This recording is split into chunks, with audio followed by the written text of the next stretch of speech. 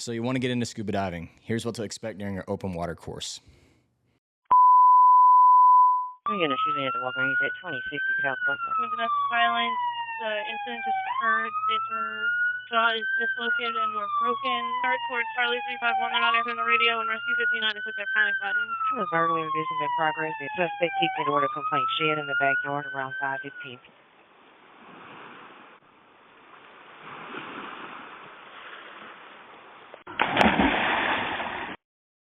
What's going on, guys? Welcome to Thin Blue Dive. My name is John, and today we're going to be talking about how to get into scuba diving. First thing you need to do is you need to go online and you need to find your local dive shop or dive center. There you'll be able to sign up for your open water diver course. Next, you're going to do the e-learning portion of the course, which will be done at home on your computer at your own pace. During this course, you're going to have to pass a series of tests at the end of each chapter and to end past the final exam. The things you're going to learn during the e-learning portion of the course is your basic hand signals, how the gear works, and the dangers associated with breathing underwater and scuba diving, and how to mitigate and limit them as best as we can. Once you finish the e-learning portion of the course, you will then go back to your local dive shop or dive center and meet up with your dive instructor while you complete your confined water dives in the pool. At this time, you're going to have your swim test portion along with a treading water test where you're going to have to tread water for about 10 minutes or so.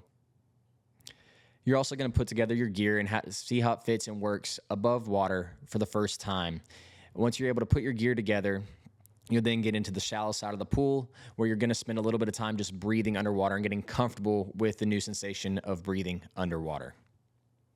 After a few minutes of breathing underwater, your instructor will then begin to teach you the skills that you need to learn, such as clearing a flooded mask, learning how to recover and put your mask back on in case it falls off or gets kicked off, how to recover your regulators, how to purge your regulators in case they end up getting flooded or something gets clogged in them, and how to do an emergency ascent in the very rare case which you would need to do so.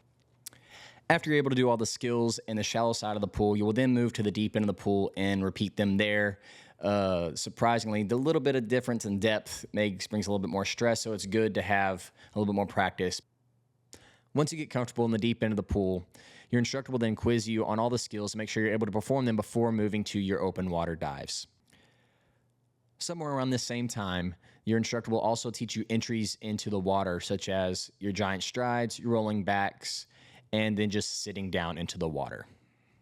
After a day or two in the pool, you're going to end up being comfortable and be able to do all the skills that you need to do to move on to the open water portion of the class. The open water portion of the class will end up taking place at a rock quarry in the ocean or a lake near you, wherever you live. You will then redo all the skills you did in the pool, but this time it's going to be a little bit deeper at about 15 to 20 feet. You will also then do your CISA or your emergency ascents that you practiced in the deep end of the pool.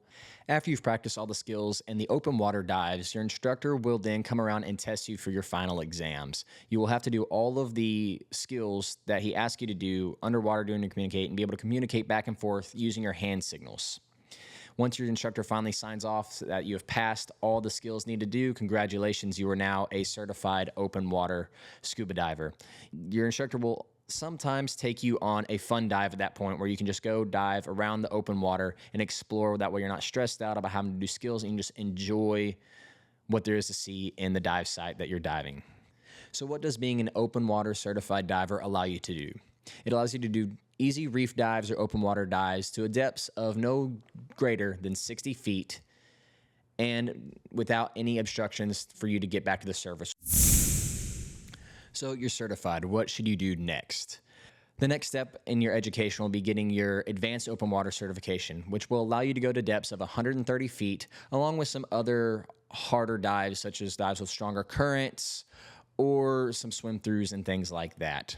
Even if you don't want to just jump into the next certification, I do highly recommend getting in contact with your local dive shop and dive center and going on a trip with them to Mexico, to Cayman, to Fiji, to the Philippines, somewhere around the world where you can actually dive these beautiful coral reefs. And that's it. Thanks for watching, guys. If you enjoyed this video, make sure you hit that like button and go ahead and click that subscribe button too, because we have a whole bunch more of scuba related content along with some police content coming in the very near future.